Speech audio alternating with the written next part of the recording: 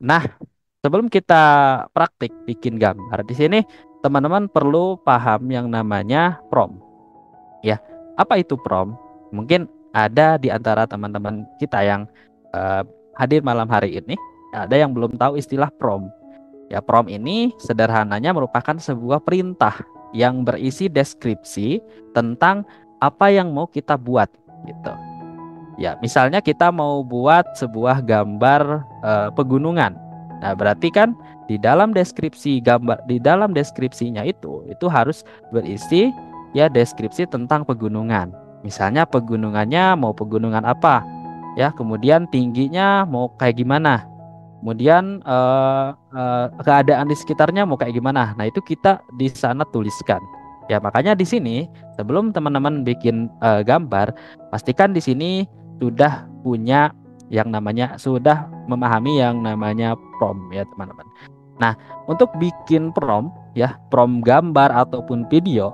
Jadi materi ini nggak berlaku saja di dalam video ya, teman-teman. Ini juga berlaku untuk materi gambar dan video pastinya. Nah, yang pertama di sini sebutkan terlebih dahulu atau karakter objek yang akan dibuat ya. Jadi pastikan pertama kali teman-teman itu sebutkan dulu karakternya apa, ya objeknya apa. Ya, misalnya kita mau membuat seorang laki-laki berusia 10 tahun ya. Berarti kan itu sudah disebutkan tuh karakternya ya. Jadi langkah pertama kita sebutkan dulu karakter atau objek yang akan kita buat. Berikutnya, teman-teman bisa mulai deskripsikan karakter tersebut menjadi lebih spesifik. Mulai dari misalnya bentuk wajahnya kayak gimana, ya. Kemudian gaya rambutnya mau kayak gimana. Lalu setelah bagian atas selesai, ya, kita bisa lanjutkan ke bagian bawahnya. Ya, misalnya warna kulitnya bisa juga diatur. Kemudian di sini si karakternya ini menggunakan pakaian apa? Kita bisa juga tambahkan ya, kemudian bisa juga tambahkan aksesoris ya, misalnya karakternya ini sedang memegang pedang kayak gini ya. Nah, kayak gini ya. Dan eh, dari masing-masing dari masing-masing objek yang kita deskripsikan itu bisa lebih luas lagi nanti ya, karena semakin spesifik sebuah prompt maka hasilnya akan semakin bagus ya, dalam arti hasilnya itu akan sangat konsisten ya. Dan tentunya itu hal yang harus kita lakukan, yaitu mendeskripsikan detail karakter atau objek ya. Nah, mulai dari jenis kelamin, misalnya seorang pria, ya udah namanya aja pria. Kemudian usianya berapa, ya. Setelah itu ekspresinya mau kayak gimana, mau kayak lagi senyum kayak gini atau mau lagi marah, itu disebutkan ya. Nah, setelah selesai pada penggambaran karakternya, ya, kemudian langkah berikutnya teman-teman di sini bisa mulai deskripsikan background, ya, atau suasana, ya.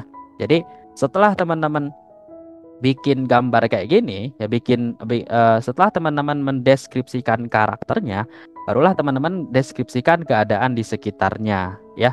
Nah, karena ini gambarnya PNG ya, jadi hasilnya nggak ada background nih. Nah, itu kalau gambar aslinya tuh kayak gini, ya. Kalau gambar sebelumnya itu gambarnya seperti mana ya?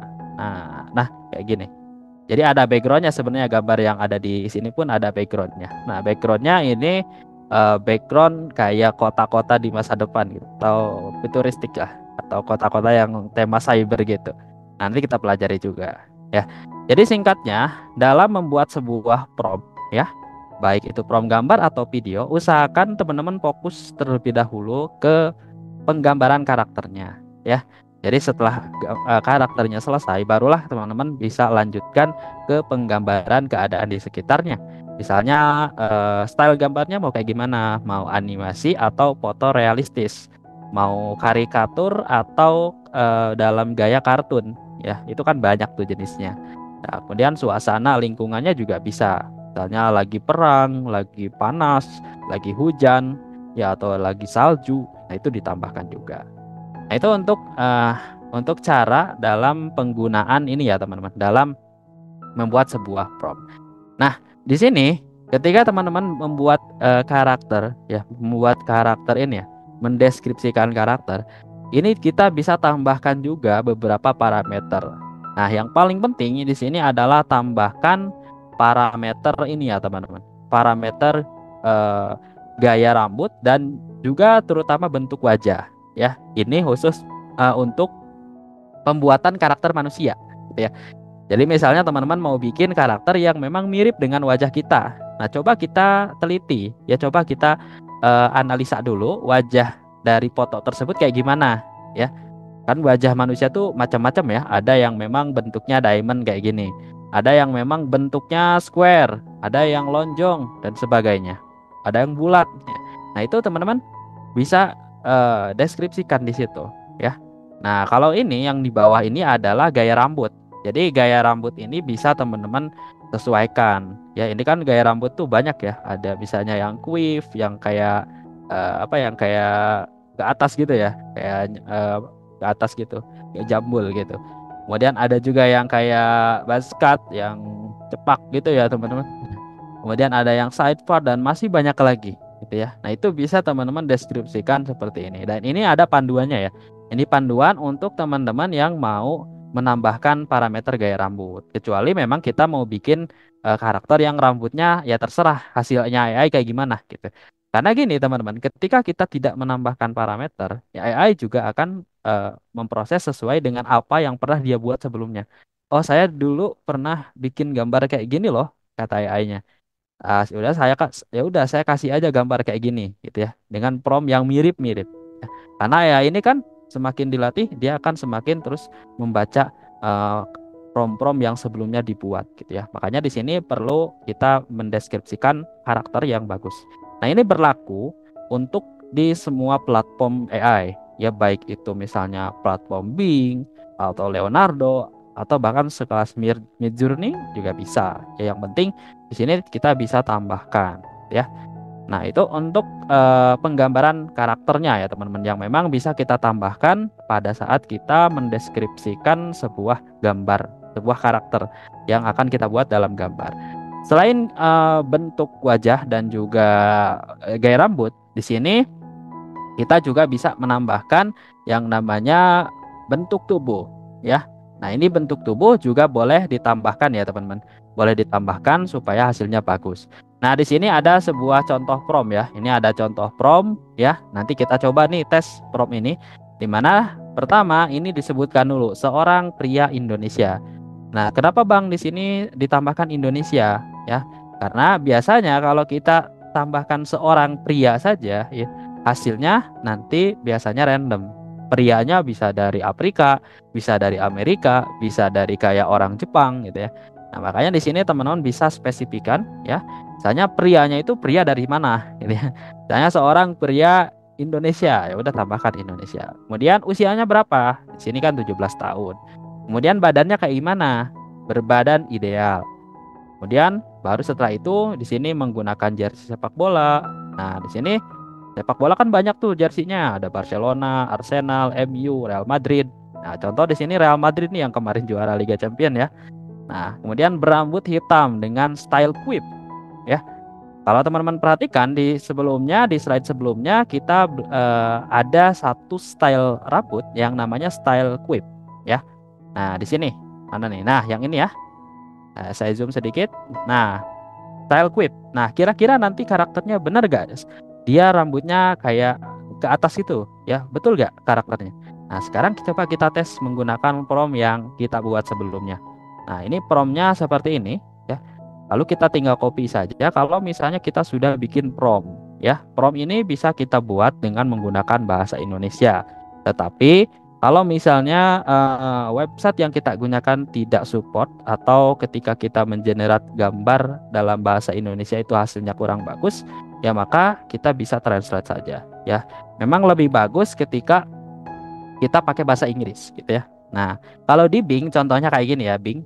Nah, di Bing itu pakai bahasa Indonesia juga oke ya, karena memang platform atau base model AI yang mereka gunakan adalah DAL-E 3 yang memang sudah bisa membaca prompt dalam bahasa Indonesia. Ya, beda lagi ketika teman-teman menggunakan misalnya kayak Leonardo AI atau misalnya Midjourney atau misalnya Stable Diffusion yang memang menggunakan base model gambar yang berbeda itu biasanya kurang efektif ketika kita menuliskan prompt dalam bahasa Indonesia. Nah, contoh seperti ini ya. Nah, kayak gini, seorang pria berusia 17 tahun berbadan ideal menggunakan jersey sepak bola Real Madrid. Benar gak? Nah, kita coba lihat nih hasilnya kayak gimana. Nah, oh ya, di sini untuk atau ini ya. Nah, ini hasilnya kayak gini ya. Nah, ternyata hasilnya seperti ini dan benar saja ya. Ini gaya rambutnya kayak gini tuh, ya, sesuai dengan yang tadi kita masukkan dengan style quip, ya. Itu gaya rambutnya itu menghadap ke atas gitu, ya. Nah, benar ya stylenya Real Madrid. Nanti ini juga bisa teman-teman kombinasikan lagi, misalnya di sininya, misalnya di belakangnya lagi ada supporter Barcelona gitu ya, atau misalnya di belakangnya ada pemain-pemain lain yang sedang bertanding dan sebagainya. Nah, ini bisa nih, bisa tinggal di swipe saja kalau misalnya mau pakai wajah buat teman-teman ya. Nah, itu untuk struktur ya pembuatan prompt sederhana yang bisa teman-teman buat ya. Nah, itu untuk materi tentang prompt. Nah, contoh lainnya ini ada prompt seperti ini. Ini promptnya simpel sih. Nah, ini promptnya simpel dan tampilannya kayak gini doang ya. Dan hasil generatnya kayak gini. Dan ini saya pakai pakai tools Leonardo AI ya. Jadi bukan pakai Bing lagi. Kalau pakai Bing hasilnya beda lagi nih. Ya, karena memang setiap website AI itu ya, setiap website AI itu memiliki hasil yang beda-beda ya. Contoh ini hasil gambar yang dihasilkan oleh Bing, hasilkan oleh Leonardo AI ya. Nah, kalau kita generate di Bing, nah tadi saya sudah generate sebelumnya ya biar menghemat waktu juga. Nah, hasilnya tuh kayak gini ya. Padahal promptnya sama tuh. Tapi hasilnya realistis kayak gini. Ya. Nah, kalau misalnya kita mau hasilnya seperti ini, nanti bisa ditambahkan misalnya stylenya 3D modeling ya atau 3D animasi. Ya, biasanya kayak gini. Nah, ini kan nggak pakai 3D animasi. Nah, karena memang di Bing itu memang simple.